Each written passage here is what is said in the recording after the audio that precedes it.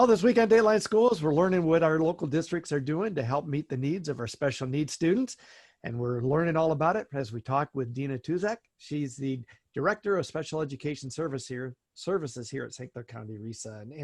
And Deana, one of the things that RESA has been able to provide for many of our districts is they provide a lot of that transportation for our special needs students. How are you able to keep up with all of that if you've got some going, some not, some are going this day, some are not going that day? That's got to be a pretty big job, I would think.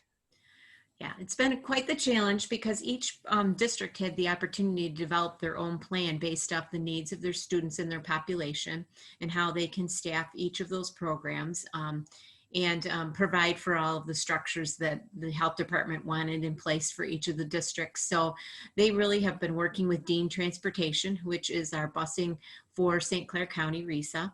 And so depending on what type of program was set up, they worked with some of our coordinators over there who helped them to develop all of the routes that would be put into place and how that all works for the school year. In addition, as we've now moved to remote for most of our districts, there is some transportation that's going on across the county, but that's really based on what programs and services are being provided by each of the districts. So each district has their individual plans that they're working from at this point. Great. I know we have a lot of special needs students too who have those individual education plans, but they're not in a separate classroom. They're still participating in the regular classroom, sometimes with a special ed teacher, sometimes not. How are we able to meet their needs when those teachers are Zooming and those kind of things with those kids?